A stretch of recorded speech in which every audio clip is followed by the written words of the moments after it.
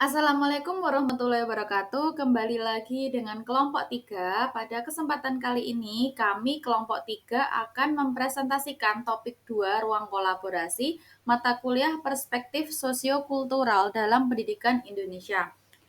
Perkenalkan anggota kelompok 3 yang beranggotakan saya, Desti Wahyuning Tias. Kemudian yang kedua ada Ramadan Nur Cahya Kartika. Yang ketiga ada Suci Pawaningati. Yang keempat ada Viani Kurniawati. Yang kelima Wulan Fitriana. Dan yang keenam Zuli Nur Faiza. Langsung saja kita ke materinya.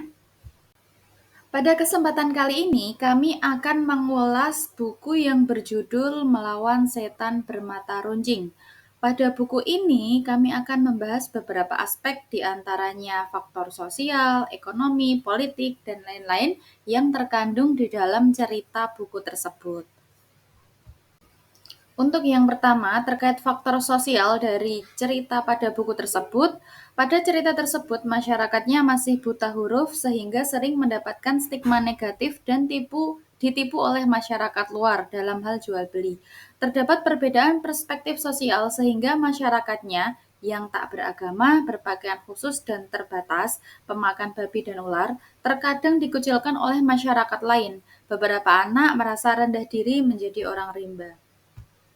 Kemudian yang kedua terkait faktor budaya, pada cerita tersebut masyarakat menganggap bahwa yang terpenting dari perempuan adalah menikah atau melahirkan, tidak perlu berpendidikan sehingga menormalisasikan pernikahan dini.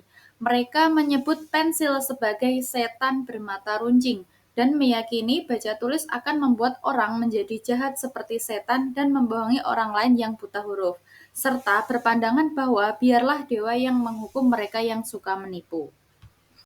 Kemudian yang ketiga terkait faktor ekonomi, pada cerita tersebut masyarakat diam saja dan tidak terlalu khawatir ketika hujan, terus dijarah karena berpandangan bahwa hutannya luas dan tidak akan habis.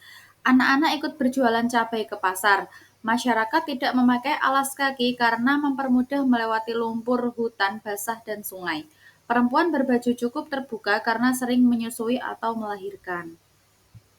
Kemudian yang poin selanjutnya mengenai faktor politik, pada cerita tersebut peran lembaga gerakan Sokola bertujuan untuk memperluas akses pendidikan bagi masyarakat yang terpinggirkan.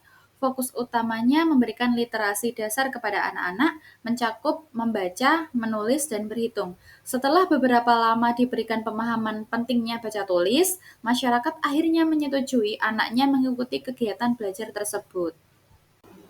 Pertanyaan selanjutnya yaitu, bagaimana guru atau pengajar tersebut mempertimbangkan perspektif sosial kultural dalam caranya mengajar? Guru tersebut mempelajari kebiasaan masyarakat, adat, dan cara berpikir masyarakat rimba tentang pentingnya pendidikan dasar agar dapat membuat pembelajaran bagi anak-anak yang efektif tanpa paksaan. Guru melakukan pendekatan dan mencari informasi dengan banyak mengobrol, mempelajari lagu tradisional, menggunakan nama-nama benda sekitar untuk belajar, serta mengaitkan kejadian-kejadian fakta yang mendasari alasan pentingnya belajar baca tulis. Pertanyaan selanjutnya, cara lain yang kami dapat lakukan selain yang sudah diterapkan guru atau pengajar tersebut yaitu guru dapat memberikan buku cerita, bergambar, dan buku belajar berwarna kepada anak-anak rimba tersebut.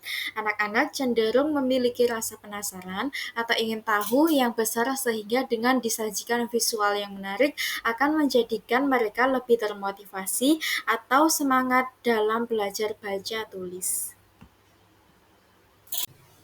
Pertanyaan yang keempat, pembelajaran yang diperoleh dari menganalisis studi kasus dan pembelajaran pada mata kuliah lain yang terkait.